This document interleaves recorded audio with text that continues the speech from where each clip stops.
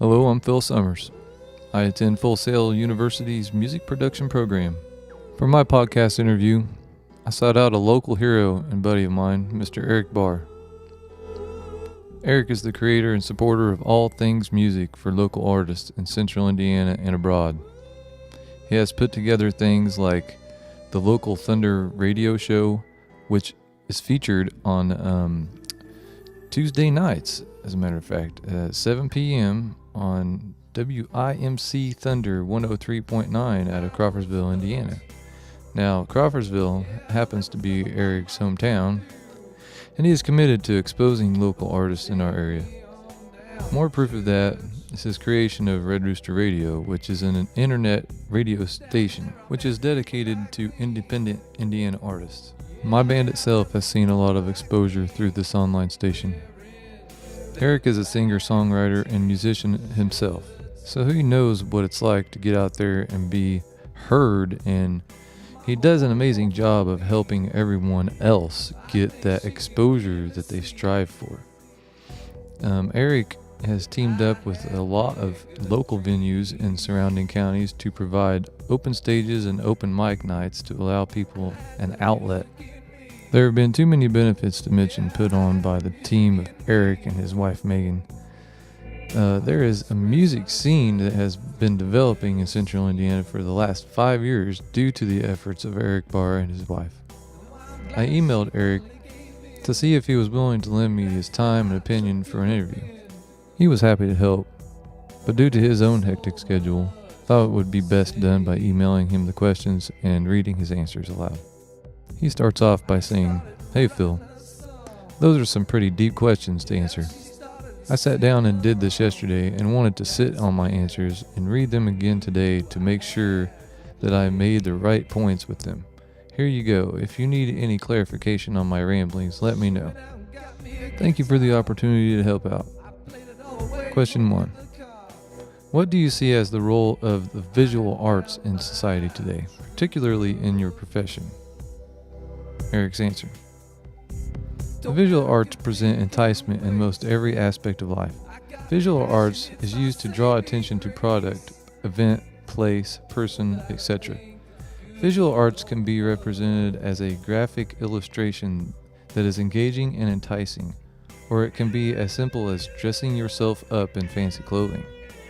In either case, you are presenting an image that you wish another to see.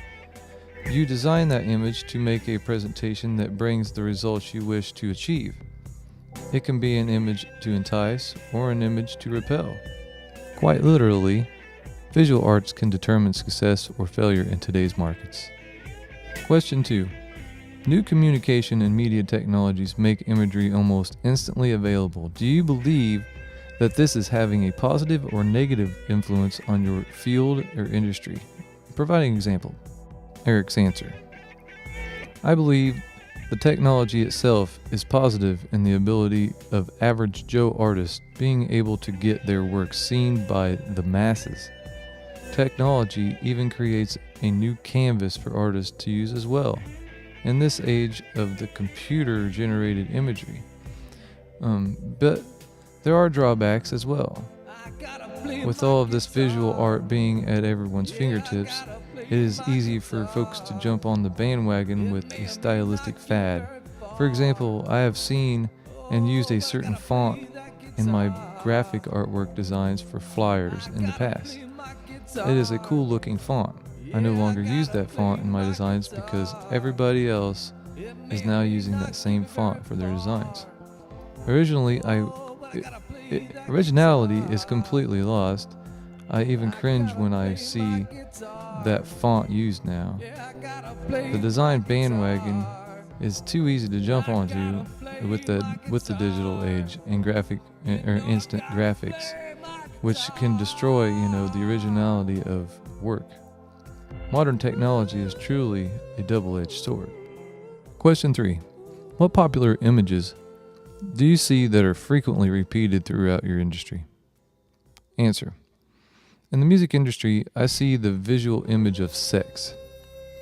Sometimes the music can be pretty bad but it sells because they surround it by images of stunts of sexual nature.